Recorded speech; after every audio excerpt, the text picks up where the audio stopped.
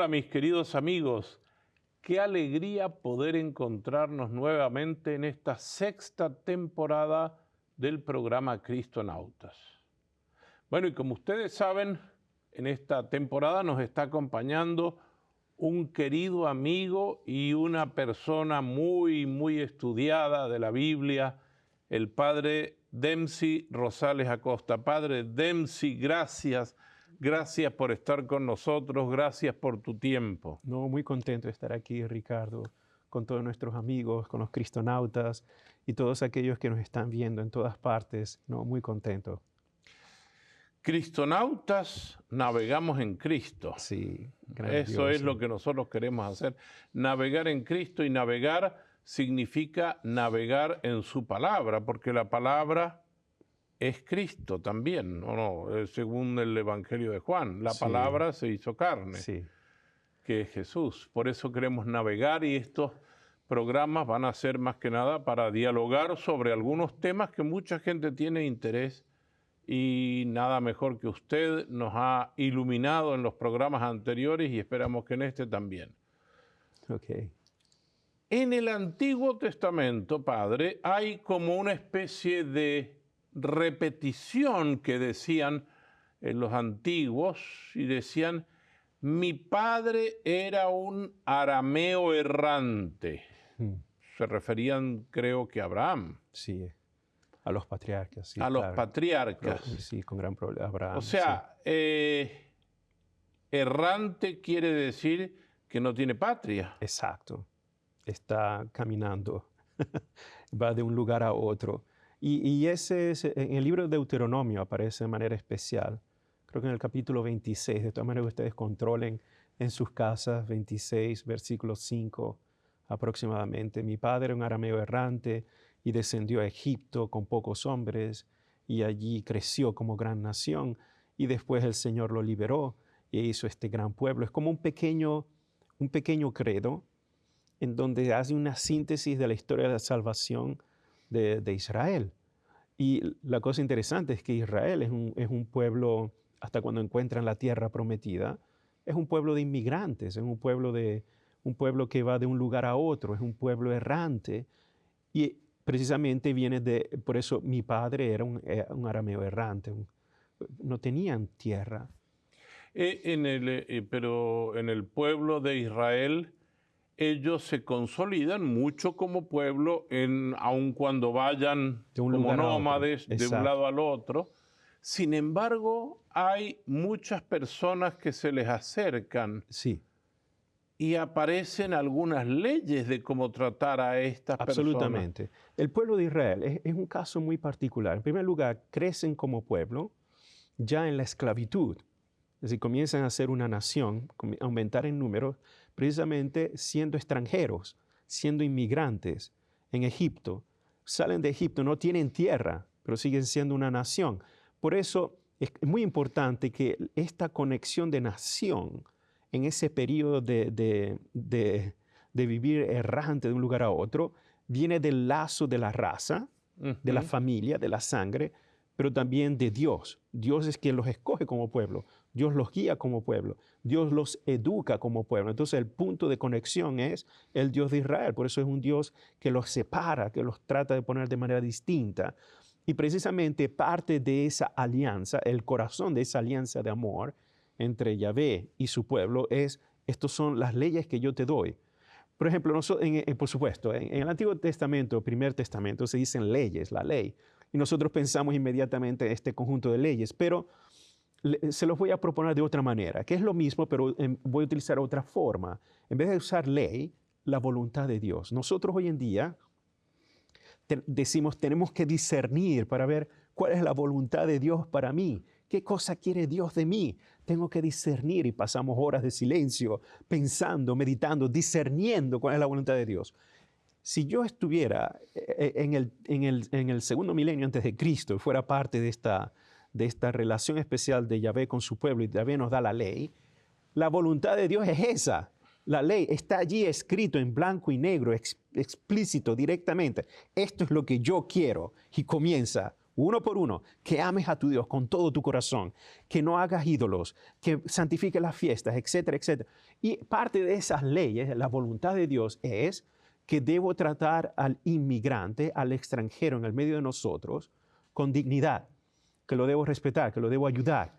Pero también el inmigrante, dice la ley, dice en el Éxodo, capítulo del Éxodo, que el inmigrante que vive dentro del pueblo de Israel tiene también que obedecer la ley de Dios. Interesante. A ver. Entonces, una de las leyes o voluntad de Dios es que el pueblo, si tiene algún inmigrante, que lo reciba, por supuesto, y que lo trate bien. Exacto. Sí. Tratarás bien al que viene inmigrante. Exacto. Y aparte de eso, el inmigrante que vive dentro de ti, dentro de Israel, tiene también que obedecer la ley de Yahvé. Ah, exacto. Exacto. O sea, el inmigrante también no es que hace lo que se le da la gana, sino que tiene que vivir de acuerdo a lo que pasa en esta nación. Exacto, porque es parte, aunque si no viene de la raza de Israel, vive en la comunidad de Israel, en el Kahal Israel, y por tanto tiene que vivir según la voluntad de Yahvé para su pueblo.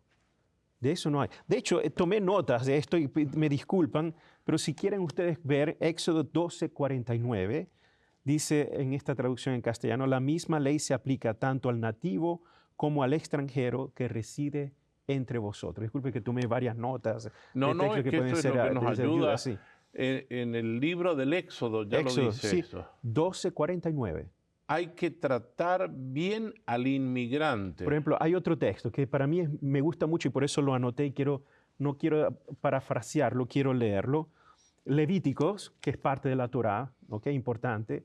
La Torá desde el libro del Génesis hasta el libro del Deuteronomio. Entonces, Levítico es parte de la Torá. Y dice, capítulo 19, versículo 33 al 34. Muy lindo, es uno de mis versículos preferidos. Dice, cuando un extranjero resida entre vosotros en vuestra tierra, y quiero hacer un paréntesis, quien está hablando es Yahvé. Muy importante esto, repito, cuando un extranjero resida entre vosotros en vuestra tierra, no lo maltratéis. El extranjero que reside entre vosotros debe ser tratado como vuestros nativos. Amadlos como a vosotros mismos, pues fuisteis en Egipto extranjeros. Yo soy el Señor tu Dios. O sea, Dios está poniendo aquí un paralelismo y recordándole al pueblo de Israel, primero que ellos nacen de Abraham, un errante, que sale de Ur de Caldea, de su tierra, errante, a ser un y nómada. pasa por tantos lugares hasta que sus descendientes se van a Egipto y ellos están oprimidos en Egipto y después ellos vuelven y ahora estos se establecen y esto que usted está leyendo es decir, recuerden que ustedes también fueron inmigrantes. Exacto. Y lo dice en el libro de Levíticos. En el libro de Levíticos ellos todavía están en el campamento al pie del monte Sinaí, todavía no tienen tierra, Israel. Y recuerden que ustedes salieron de Egipto y que ustedes son también inmigrantes. Entonces, la noción del inmigrante es muy importante en la sensibilidad de Dios, ya expresado en el Antiguo Testamento. Muy importante. Y también es muy sensible a la mentalidad de Jesús. El inmigrante es muy sumamente sensible. Antes de llegar a Jesús, yo me acuerdo que el otro día estábamos hablando de las genealogías. No nombramos a las personas, pero en las genealogías aparecen dos inmigrantes, mujeres. Sí, si nosotros vamos a Mateo, capítulo 1, ¿no? Donde está la famosa genealogía de Jesús matiana, se nombran 5 mujeres. Entre esas 5 mujeres hay 2 de la genealogía de Jesús que son extranjeras. Rahab, que era una mujer de Jericó, que era de profesión pública. Rahab, que no es de Israel, no es del pueblo de Israel, pero Dios fue un instrumento de hospitalidad para los espías de Josué y gracias al temor que tenía del Señor, ella vivió y toda su familia dentro del pueblo de Israel. Y la otra es Ruth, la moabita. Ruth no tiene nada que ver con el pueblo de Israel. De hecho, el pueblo de Moab históricamente siempre ha sido un enemigo de Israel. siempre ha tenido luchas y guerras constantes contra Judá, contra el reino de Judá, siempre. Y ahí está, una moabita es parte de la genealogía de Jesús. Es decir, la cosa irónica es como Dios utiliza incluso extranjeros de los estratos más inmigrantes, porque Rahab no tenía un estatus muy respetable en la sociedad, ¿no? Y Ruth era una viuda, y además de eso extranjera, sin descendencia en Judá. Prácticamente era como estar muerto en vida, pero aún así Dios, a través de estas mujeres que venían de lugares insignificantes, marginadas, Dios continúa haciendo obras magníficas y las utiliza para ser parte de la genealogía de la salvación que encontramos en el Evangelio de Mateo. Bueno, es importante, yo creo, que no solamente veamos que es la genealogía de Jesús, sino también que son parte del linaje de Jesús. Exacto. Y en el linaje de Jesús están no solamente la pureza clarísima del pueblo hebreo, Lo ideal, sí. Sino también personas extranjeras y de distintas profesiones, etcétera, ¿no? Exacto. Y por ejemplo, a mí me gusta mucho, hablando del extranjero, pero esto es mi meditación personal, cosa que no se hace muy frecuentemente, es Moisés. Y uno dice, padre, pero Moisés, extranjero. Moisés es un caso típico de este niño, ¿no? Que en el tiempo de la persecución, la madre, para salvarlo, lo pone en como lo leemos en el libro del Éxodo, en esta especie de cuna flotante, que luego es rescatado por la hija del faraón y es crecido como en el seno de Egipto, y luego tiene esta crisis de identidad, y luego descubre su vocación, lo que verdaderamente es, que es prácticamente el hijo de una esclava, el hijo de un pueblo oprimido. Y estando en el desierto se casa con Séfora, y Séfora es una extranjera.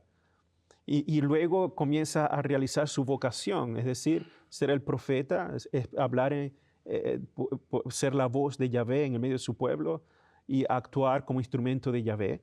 Pero es interesante ver cómo Moisés nombra a sus hijos. Moisés tiene 2 hijos, ¿no? Moisés tiene 2 hijos. Con Séfora. Con Séfora, que sí. Era extranjera. Extranjera, sí. Y él era extranjero en Egipto y creció en el palacio del faraón, sí. Pero siendo extranjero, hijo de una esclava hebrea. Sí, una esclava hebrea. Exacto. Pero él entonces tiene con la esposa, la hija de Jetro. Sí, Séfora. Séfora. Sí, tiene estos 2 hijos que les ponen nombres. Estos nombres son muy importantes, porque estos nombres ayudan a entender la mentalidad de un inmigrante. Por ejemplo, él llama a su primer hijo, su primogénito, Gersón.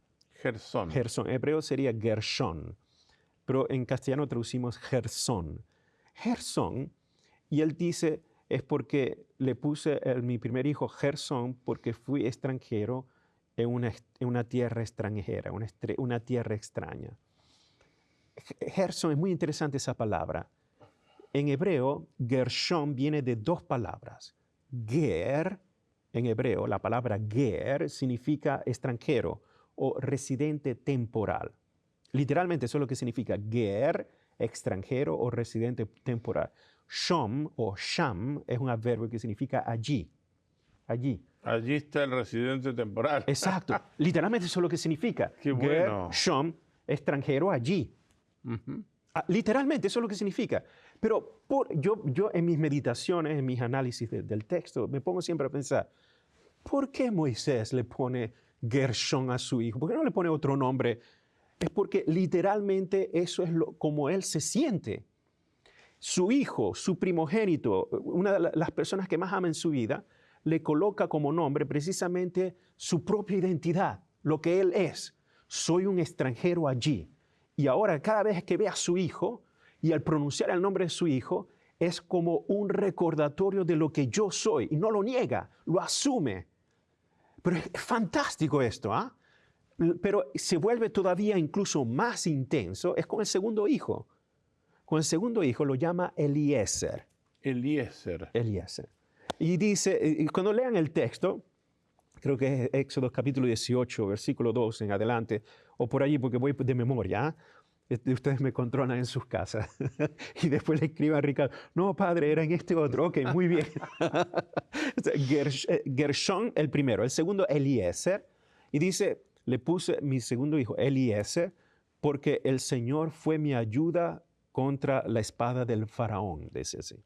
Ok. Entonces, pero vamos a analizar el nombre Eliezer. El Señor fue mi ayuda contra la espada del faraón. Sí, exacto. Bueno, era lo que él sentiría cuando mató al capataz egipcio, seguramente, y ya lo venían persiguiendo y él escapó de Egipto. Sí, pero está en el capítulo 18. Incluso ya él vivió todas las plagas, ya vivió todo el drama.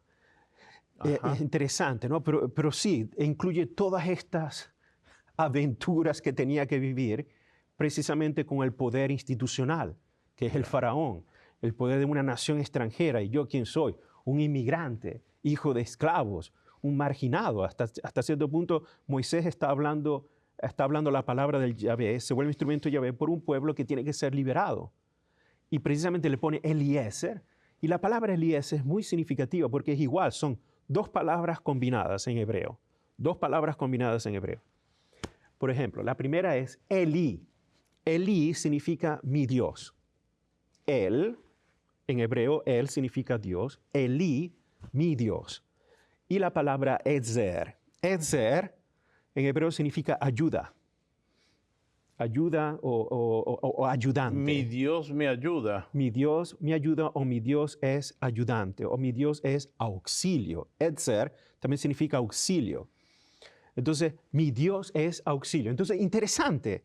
Y él pone, porque me protegió de la espada del faraón. La espada del faraón también puede significar el poder del faraón. Claro, todo lo que es, toda esta potencia que implica esta institución, esta nación que es Egipto. Pero pongamos los dos conjuntos. Es increíble. En primer lugar, yo soy extranjero allí y Dios es mi auxilio. Es literalmente los nombres de sus hijos. Es la confesión de fe de lo que él experimentó como un inmigrante. Que cuando uno es extranjero en una tierra extraña y no tenemos ninguna otra ayuda, no tenemos ningún otro soporte, no tenemos ningún otro auxilio sino que Dios, es precisamente siendo extranjeros cuando verdaderamente se pone a prueba la fe de cada uno de nosotros. ¿Y qué otros extranjeros en el Antiguo Testamento encontramos en el Antiguo Testamento que estén en relación con el pueblo? Sobre todo, a mí me gusta mucho, Rahab, ¿no? Que ayudó a los espías israelitas, y ella los ayudó. Y ¿no? Se salvó y convivió con ellos después. Exacto, pero ella los ayudó, y dice el texto de Josué, que los ayudó porque había escuchado hablar del Dios de los israelitas. No por los israelitas por ser israelitas, dice el texto porque ya había escuchado las cosas que había hecho el Dios de los israelitas, y por él, por ese Dios, es que ella los ayudó, los escondió, aún poniendo ella misma en riesgo su vida y la vida de los suyos. Es interesante eso, es ayudar al otro, porque en ese momento ella es la que es habitante de la nación de Jericó. Claro. Los israelitas son los que están pasando la frontera. Exacto. Pero la ayuda no es por las personas que son, es por Él, por Dios. Magnífico y por ese motivo Dios muestra benevolencia, ¿no? A través de su pueblo. Y fantástico ese detalle, ¿no? A mí me gusta muchísimo ese particular. En el Evangelio hay un texto donde Jesús habla con una extranjera, que está en el capítulo 4 de Juan, cuando Jesús habla con la samaritana. Sí. ¿Los samaritanos creían en Yahvé o no creían en Yahvé? Sí, claro que sí. Es solo que la tradición samaritana ha sido distinta de la tradición de Jerusalén.